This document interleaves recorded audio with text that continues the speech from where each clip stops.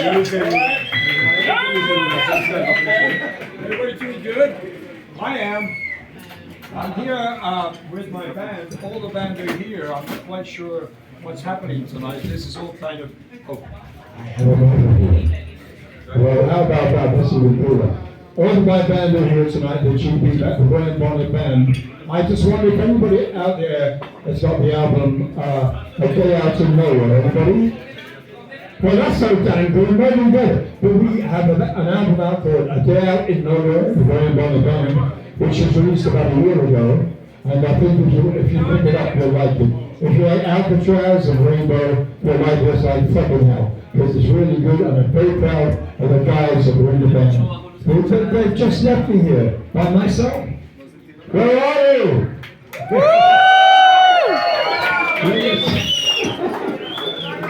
We just got back, we're just back from Japan, and a little jet lag, or a lot jet lag. I'm telling you, I don't know what the fuck I am right now, but it's very nice, and I must say, but everybody else is having a lot of good times out here. I've been sort of relaxing in my bedroom, dying because jet lag with me going to breathe. I'm too old.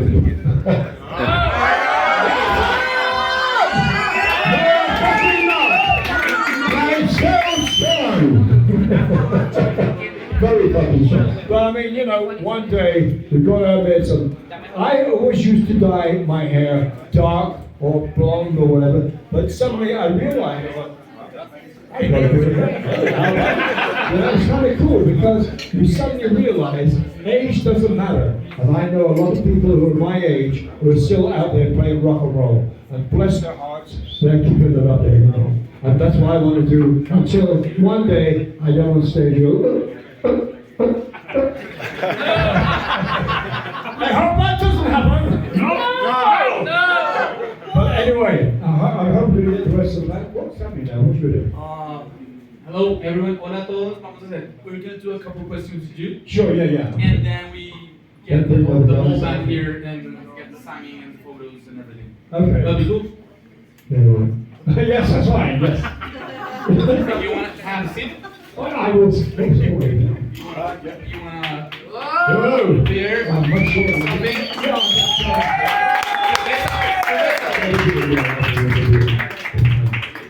Yes, so if anybody wants to ask me something that I know nothing about, please do. I'm gonna start here. I'm gonna pop you a couple questions, and then we're gonna let our beautiful audience do the same.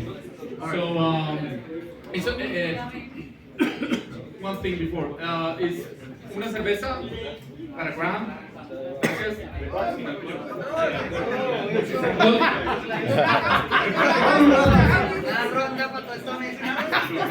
And well, we want to just review a little bit of your career. And many people don't know that actually you didn't begin with hard rock and heavy metal, but actually you had a hit single written by the Bee Gees. Yes, Way before yeah. way before Time in Rainbow, way before Alcatraz and everything. So let's start from the beginning. How was that?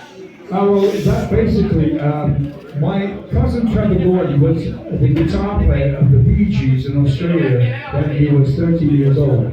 And I got to meet the Bee Gees in London in 1968. And they gave me and my cousin a career. And we had a song out called Only One Woman, which Harry wrote. And I think it's so fantastic. Once in a while, we do it because I think it's really soulful and it's a great song. And it's in 3/4 times in the year. But that's where I basically got my so-called big break. And I can't tell you what a thrill it was to meet the Bee Gees one afternoon, going up to Barry Gibb's house, and there's Barry, Robin and Morris, and their manager, Robert Stigwood. And suddenly we burst into Beach Boys tunes. And I'm like, wow, this is fucking good. And then, what about a Stevie Wonder song? Okay, great, do you want to do a Stevie? Yeah, let's do a Stevie Wonder song. Let's do a Beatles song. It was the most enjoyable afternoon I'd ever had. And Robert Stigwood, as I said, their manager was in the room, and he said to my cousin and I, do you want to record? And Barry did. do you have a song for these boys? And Barry said, no, not yet. You want me to record these guys? Because he knew Trevor, my cousin Trevor, very well. So before we knew it, we were in the studio recording this song called Only One Woman. It was, yeah, that's that one, yeah. How's it go?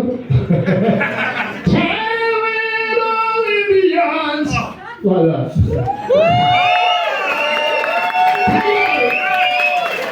I'm sitting in my pillow. I know, but it was just 10 little Indians. What a funny opening line. I thought, what a weird opening line. But the thing is, Barry Gibb had a trick.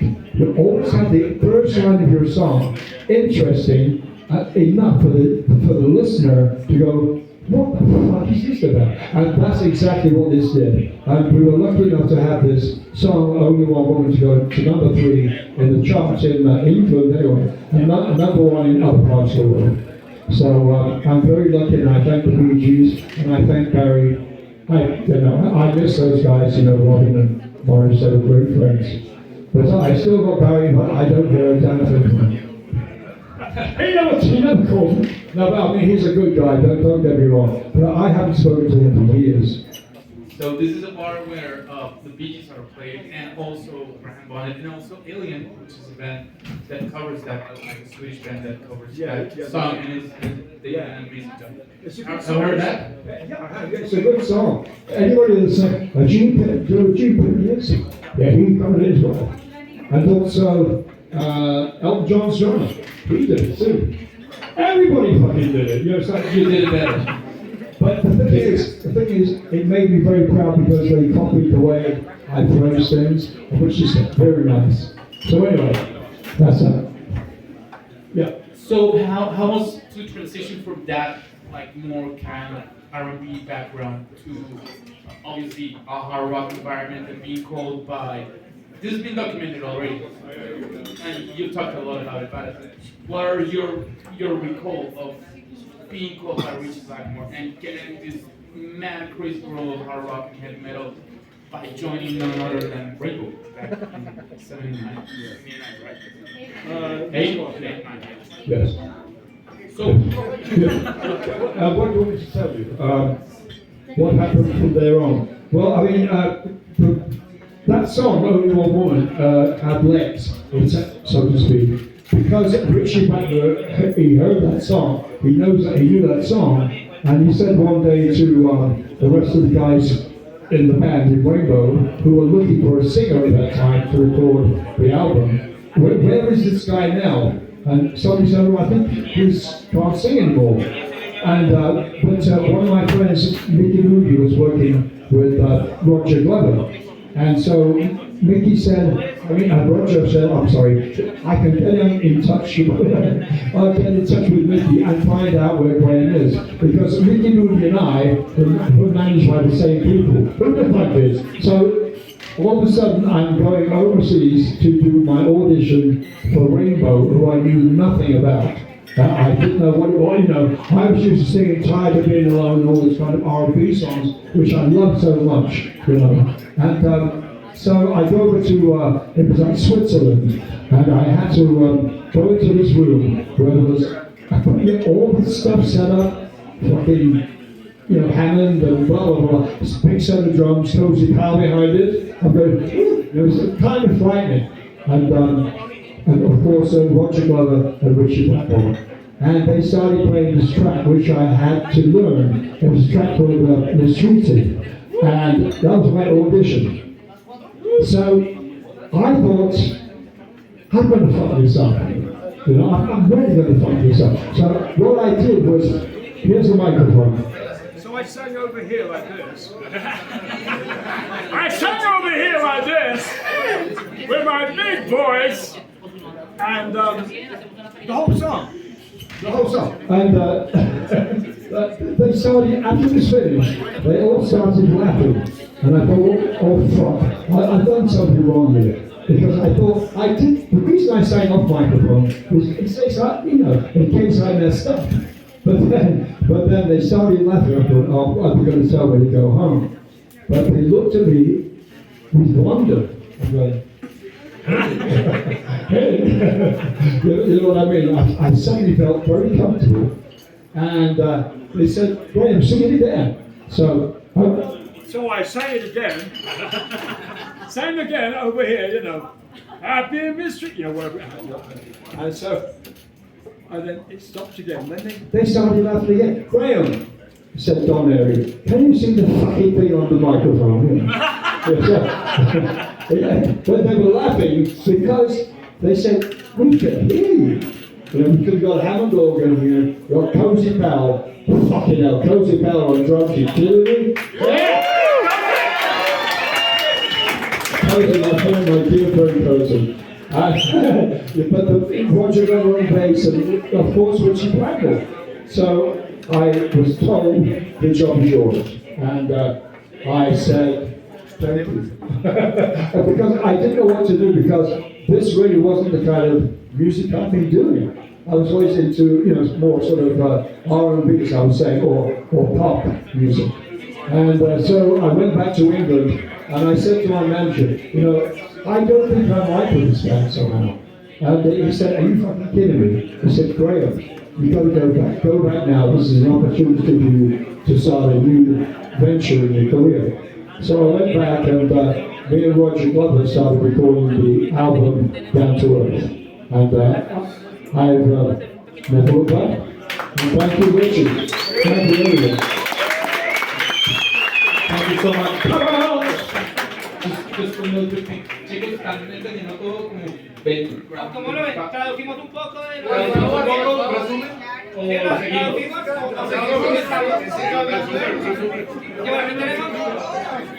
¿Qué tenemos? La traducción para opening. Are we going to try to translate the next song? Next question that you're going to... I'm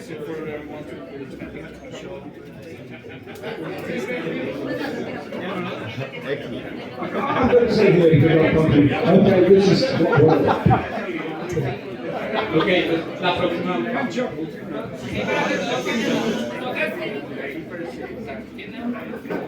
So, yeah, I mean, you've been obviously involved then with your own band, Alcatraz. You joined Michael Schenker band of all those crazy 80s years. What were like the lessons, thing that shaped you in that crazy mad world of hard rock and heavy metal? Things that you just remember out the most out of everything that happened in that decade? Yeah, I never dreamt in a million years I'd be called a so-called heavy metal singer, because I'm the guy with the short hair and looks like the bank manager or something. I remember Cozy Powell used to say, "Oh, here comes the bank manager," you know, when we used to play together. And everybody joked about the suits and the blah blah blah. You know, I didn't look like those guys, and so actually it was an amazing thing. Roger Glover and I went into the studio in the States, in America, and we started to do these new songs for his Down to Earth album, and I had the best time of my life.